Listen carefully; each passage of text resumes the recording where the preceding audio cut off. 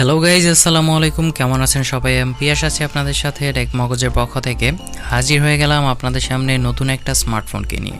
So আজকে যে স্মার্টফোনটি নিয়ে কথা বলবো সেটা হচ্ছে Motorola 8G20। সো ইন্ডিয়াতে Motorola দুইটি স্মার্টফোন লঞ্চ করেছে, সেটা হচ্ছে 8G20 এবং 8G20 Fusion। So 8G20 Fusion নিয়ে আমরা পরবর্তী ভিডিওতে আলোচনা করব। সো আজকে আমরা কথা বলতেছি 8G20 নিয়ে। সো এই স্মার্টফোনটি আপনারা একটি ভেরিয়েন্টেই মার্কেটে অ্যাভেলেবেল পাবেন, সেটা হচ্ছে 8/128GB ভেরিয়েন্ট। সো এই ভেরিয়েন্টটি প্রাইস রাখা হয়েছে 29,999 টাকা। সো এই স্মার্টফোনটি আমাদের বাংলাদেশে আসলে প্রাইসটা কেমন হতে পারে কমেন্টে লিখে জানান। আমরা ভিডিওর ভেতরে আলোচনা করব যে এটি বাংলাদেশে কবে আসছে এবং এর প্রাইসটা কেমন হতে পারে। সো এই প্রাইজে কিন্তু এই স্মার্টফোনটি ছাড়া অনেকগুলো স্মার্টফোন রয়েছে। সো এই স্মার্টফোনগুলো বাদে এই স্মার্টফোনটি আপনারা কেন নেবেন সেই সবগুলো বিষয়ে আমরা ভিডিওর ভেতরে আলোচনা করব। সো চ্যানেলে যারা নতুন আছেন প্লিজ চ্যানেলটি সাবস্ক্রাইব করে নিন। চলুন ভিডিওটি শুরু করি।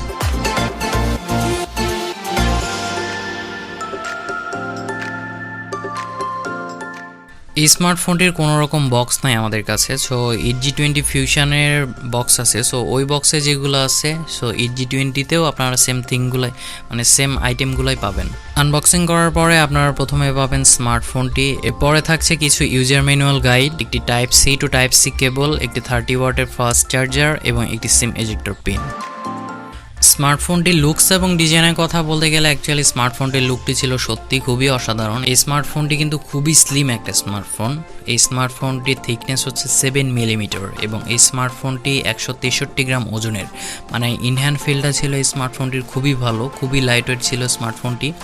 আর এই স্মার্টফোনটির যে বডি দেওয়া হয়েছে এটি হচ্ছে অ্যালুমিনিয়াম ফ্রেমের বডি দেওয়া হয়েছে এবং এই স্মার্টফোনটির যে ব্যাক পার্টটি দেওয়া হয়েছে এই ব্যাক পার্টটি কিন্তু প্লাস্টিকের। স্মার্টফোনটির বডিটি একদম ফ্ল্যাট টাইপের দেওয়া হয়েছে, মানে ফ্ল্যাট টাইপের ডিজাইন দেওয়া হয়েছে। আর এই স্মার্টফোনটি আপনারা মোট 3টি কালারে মার্কেটে অ্যাভেলেবেল পাবেন, সেটা হচ্ছে ফরেস্ট গ্রে, ফরেস্ট হোয়াইট এবং ফরেস্ট ইমিলেন্ট কালার। এই স্মার্টফোনটিতে কিন্তু আপনারা আরও পাচ্ছেন IP53 সার্টিফিকেশান। সো হালকা পাতলা বৃষ্টি পানিতে ভিজলেও বা ছিটে ফোটা পানিতে ভিজলেও এই স্মার্টফোনটি কোনো রকম সমস্যা হবে না। ফোনটি বাটন এবং পোর্টসের কথা বলতে গেলে ফোনটি নিজে পাচ্ছেন আপনারা একটি স্পিকার গ্রিল, একটি মাইক্রোফোন, একটি টাইপ সি পোর্ট এবং একটি সিম ট্রে। ফোনটিতে রাইট সাইডে পাচ্ছেন একটি পাওয়ার বাটন এবং volume up and down button. Power বাটনের উপরে ফিঙ্গারপ্রিন্ট স্ক্যানারটি দেওয়া হয়েছে। ফোনটির ওপরে পাচ্ছেন একটি সেকেন্ডারি নয়েজ ক্যান্সেলেশন মাইক্রোফোন এবং ফোনটির লেফট সাইডে পাচ্ছেন একটি ডেডিকেটেড গুগল অ্যাসিস্ট্যান্ট বাটন এবং ফোনটির পেছনে ক্যামেরার বামের এইখানেও কিন্তু আপনারা আরও একটি মাইক্রোফোন পাচ্ছেন। আর ফোনটিতে কিন্তু কোনো রকম 3.5 মিলিমিটার হেডফোন জ্যাক ব্যবহার করা হয়নি। আর এই স্মার্টফোনটি যে সিম ট্রে, এই সিম ট্রেটি হচ্ছে ডুয়েল ন্যানো সিম ট্রে, মানে আপনারা 2টি ন্যানো সিম ব্যবহার করতে পারবেন, কোনো রকম মেমোরি কার্ড কিন্তু ব্যবহার করতে পারবেন না। এবার আসি স্মার্টফোনটির ডিসপ্লে সেকশনে। স্মার্টফোনটিতে আপনারা পাচ্ছেন 6.7 ইঞ্চের একটি OLED ডিসপ্লে এবং এই ডিসপ্লেটিকে প্রোটেক্ট করছে Corning gorilla glass 3। 1 billion colour পাচ্ছেন, 144 হার্জের রিফ্রেশ রেট পাচ্ছেন এই স্মার্টফোনটিতে এবং আরও পাচ্ছেন HDR10+। এই স্মার্টফোনটির টাচ স্যাম্পলিং রেট দেওয়া হয়েছে 576 হার্জ। সো এক কথায় বলা যায় যে এই স্মার্টফোনটির ডিসপ্লে কোয়ালিটি ছিল খুবই ভালো। এই ডিসপ্লেটির রেজুলেশন পাচ্ছেন আপনারা 1080x2400 পিক্সেল। আর ডিসপ্লে চিন এবং বেজেলের পরিমাণ ছিল খুবই কম, একদম স্বাভাবিক বলা যায়। আর ডিসপ্লে মাল্টিমিডিয়া এক্সপিরিয়েন্সের কথা বলতে গেলে মাল্টিমিডিয়া এক্সপিরিয়েন্সও ছিল খুবই ভালো। ডিসপ্লের ওপরে সেন্টারে একটি 5 হোল ক্যামেরা ব্যবহার করা হয়েছে, যেটির সাইজও খুবই ছোট ছিল। আর ভিডিওতে শার্পনেসের পরিমাণও খুবই ভালো ছিল। 144 হার্জের রিফ্রেশ রেট দেওয়ার কারণে ডিসপ্লেটি স্ক্রল করতেও কোনো রকম সমস্যা হচ্ছিল না, খুব স্মুথলি চলছিল। সো এক কথায় বলা যায় যে ওয়ান অফ দ্য বেস্ট একটা ডিসপ্লেটি।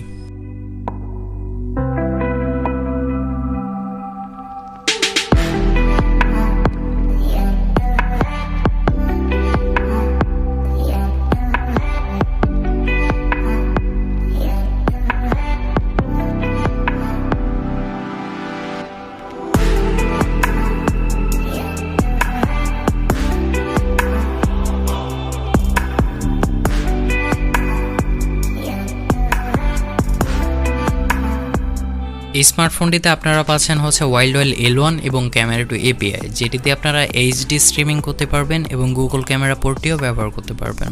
এই স্মার্টফোনটিতে কিন্তু আপনারা আন্ডার ডিসপ্লে ফিঙ্গারপ্রিন্ট স্ক্যানার পাচ্ছেন না। এই স্মার্টফোনটিতে ব্যবহার করা হয়েছে সাইড মাউন্টেড ফিঙ্গারপ্রিন্ট স্ক্যানার, যেটি যথেষ্ট ফাস্ট ছিল এবং অ্যাকুরেট ছিল। ফেস আনলকও ছিল যথেষ্ট ফাস্ট। এই স্মার্টফোনটিতে ব্যাটারি সেকশনে ব্যবহার করা হয়েছে 4000 mAh একটি ব্যাটারি, এবং এই ব্যাটারিকে চার্জ করার জন্য বক্সে প্রোভাইড করা হয়েছে 30 ওয়াটের চার্জার। সো এই চার্জারটি দিয়ে এই স্মার্টফোনটিকে আপনারা 60 মিনিটের মধ্যে ফুল চার্জ করতে পারবেন। আর এই ব্যাটারি থেকে যদি নর্মাল ইউজ করেন তাহলে একদিনের মতো ব্যাকআপ পাবেন, আর যদি হেভি ইউজ করেন তাহলে হয়তোবা 6 থেকে 7 ঘন্টার মতো ব্যাটারি ব্যাকআপ পেতে পারেন।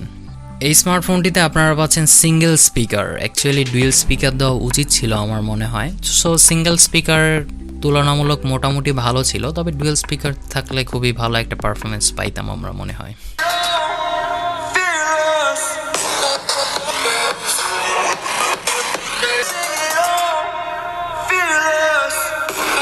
এই স্মার্টফোনটি কানেক্টিভিটি সেকশনে আপনারা পাচ্ছেন ডুয়েল 5G। সো এই 5G কিন্তু 11 ব্যান্ড সাপোর্ট করে। আর তারপরে পাচ্ছেন আপনারা dual 4G volt, wifi calling, wifi 6E পাচ্ছেন, যেটা এখন লেটেস্ট ভার্সন, এবং ব্লুটুথ 5.2 পাচ্ছেন এবং NFC-ও পাচ্ছেন। এই স্মার্টফোনটির প্রসেসর সেকশনে আপনারা পাচ্ছেন কোয়ালকম স্ন্যাপড্রাগন 778, এটি একটি 5G প্রসেসর এবং একটি 6 ন্যানোমিটারের এবং 2.4 GHz এটি, এবং জিপিইউ সেকশনে আপনারা পাচ্ছেন Adreno 642L। সো এটা একটা নতুন প্রসেসর। সো নতুন প্রসেসর হওয়া সত্ত্বেও এই প্রসেসরটি থেকে খুবই ভালো একটা পারফরমেন্স পেয়েছি আমরা। যতগুলো গেম ছিল প্রায় সবগুলাই হাই গ্রাফিক্সেই খেলেছি, সবগুলো খুব স্মুথলি চলছিল, কোনো রকম সমস্যা কিন্তু হয় নাই, এবং হিটিং ইস্যুও তেমন একটা ছিল না, যেটা ছিল স্বাভাবিক ছিল।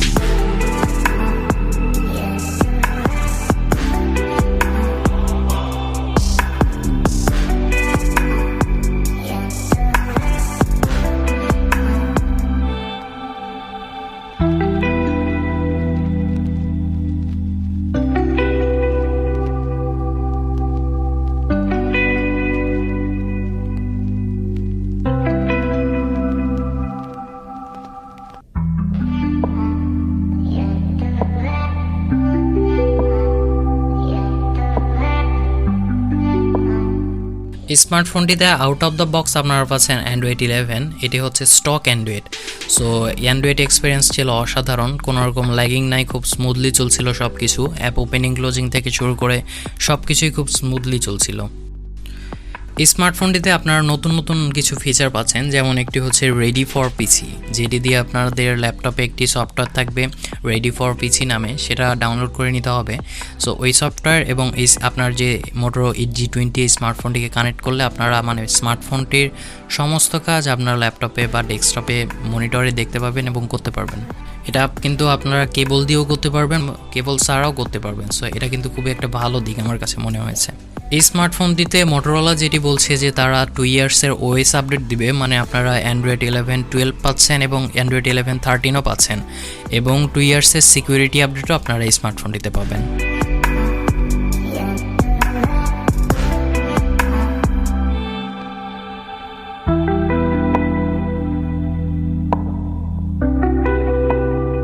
এই স্মার্টফোনটির র্যাম সেকশনে ব্যবহার করা হয়েছে DDR4X র্যাম, এবং স্টোরেজ সেকশনে আপনারা পাচ্ছেন UFS 3.1।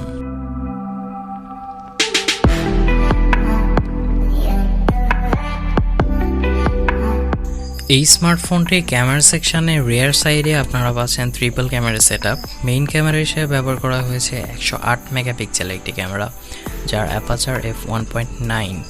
একটি 8 মেগাপিক্সেলের টেলিফটো লেন্স ব্যবহার করা হয়েছে, যেটিতে আপনারা 3x অপটিক্যাল জুম পাচ্ছেন এবং OIS পাচ্ছেন। আর 16 মেগাপিক্সেলের একটি আলট্রা ওয়াইড ক্যামেরা ব্যবহার করা হয়েছে, যার অ্যাপারচার f2.2। আর ফোনটির সেলফি ক্যামেরাতে আপনারা পাচ্ছেন 32 মেগাপিক্সেল একটি ক্যামেরা, যার অ্যাপারচার f2.3। এই ফোনটির রেয়ার ক্যামেরা বা মেইন ক্যামেরা যেটি 108 মেগাপিক্সেল। সো এই ক্যামেরা দিয়ে আপনারা 4K 30 fps ভিডিও রেকর্ড করতে পারবেন।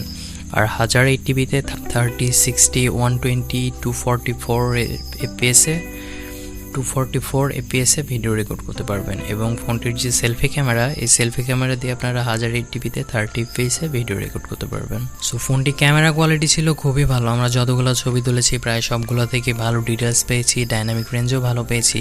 সো এক কথায় বলা যায় যে খুবই ভালো পারফরমেন্স পেয়েছি এই ক্যামেরা থেকে। আমরা আপনাদেরকে কিছু ক্যামেরা স্যাম্পল দিচ্ছি। Motorola EG20 এবং EG20 Fusion দুইটি স্মার্টফোনের ক্যামেরা স্যাম্পল দিচ্ছি, যাতে আপনারা বুঝতে পারেন যে কোন ফোনে ক্যামেরাটা বেটার। সো ক্যামেরা স্যাম্পলটি দেখলেই বুঝতে পারবেন যে ক্যামেরাটি কতটা ভালো ছবি তোলে।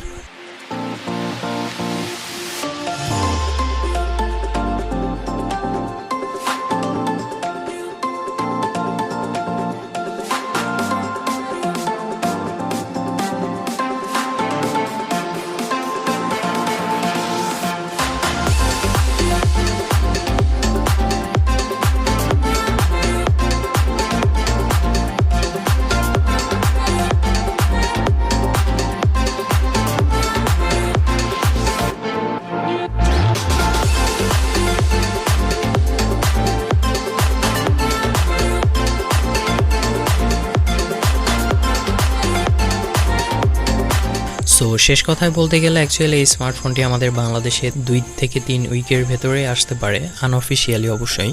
আর অফিসিয়ালি আসতে এটা 2 থেকে 3 মাসের মতো টাইম লাগবে। আর আমাদের বাংলাদেশে এই স্মার্টফোনটির প্রাইস আই থিঙ্ক 40,000 টাকার ভেতরে হতে পারে। যদি 40,000 টাকার ভেতরেও হয় তাহলেও আই থিঙ্ক এই স্মার্টফোনটা খুবই ভালো একটা স্মার্টফোন হবে, বিকজ এটাতে আপনারা পাচ্ছেন একটা স্লিম সুন্দর একটা ডিজাইন পাচ্ছেন, প্লাস একটা ভালো ডিসপ্লে পাচ্ছেন, প্রসেসরটাও ভালো পাচ্ছেন, ক্যামেরাও ভালো দেওয়া হয়েছে। শুধু ব্যাটারি ক্যাপাসিটিটা একটু কম মনে হয়েছে আমার কাছে, তো একটা ফাস্ট চার্জার পাচ্ছেন কিন্তু আপনারা। প্লাস এখানে 3.5 মিলিমিটার হেডফোন জ্যাক কিন্তু নাই। সো সব দিক বিবেচনা করলে আই থিঙ্ক এই স্মার্টফোনটা এই প্রাইজে একটা বেস্ট ডিল। আর এতগুলা স্মার্টফোন এই প্রাইজে থাকা সত্ত্বেও আপনারা এই স্মার্টফোনটি কেন নেবেন, এই কথা যদি আসে তাহলে আমি বলবো যে এত কিছুর মাঝেও কিন্তু আপনারা সফটওয়্যারের ক্ষেত্রে স্টক অ্যান্ড্রয়েড পাচ্ছেন। আর স্টক অ্যান্ড্রয়েডের এক্সপিরিয়েন্স ছিল খুবই অসাধারণ, কোনোরকম অ্যাডস পাচ্ছেন না, আর পারফরমেন্সটাও ছিল খুবই ভালো, খুব স্মুথলি চলছিল। সো এই স্মার্টফোনটি এত প্রাইসে আসার পরেও কিন্তু আপনাদেরকে স্টক অ্যান্ড্রয়েড প্রেফার করছে। সো আমি মনে করি একটা neat and clean software experience এবং পারফরমেন্সের কারণেই আপনাদের এই ফোনটি কেনা উচিত। সো এই ছিল এই স্মার্টফোনটির রিভিউটি কেমন লাগলো জানাবেন আমাদেরকে। রিভিউটি যদি ভালো লেগে থাকে তাহলে আমাদের চ্যানেলটিতে প্লিজ সাবস্ক্রাইব করে নেবেন এবং আমাদের ভিডিওতে লাইক করবেন, কমেন্ট করবেন এবং শেয়ার করবেন। ধন্যবাদ সবাইকে।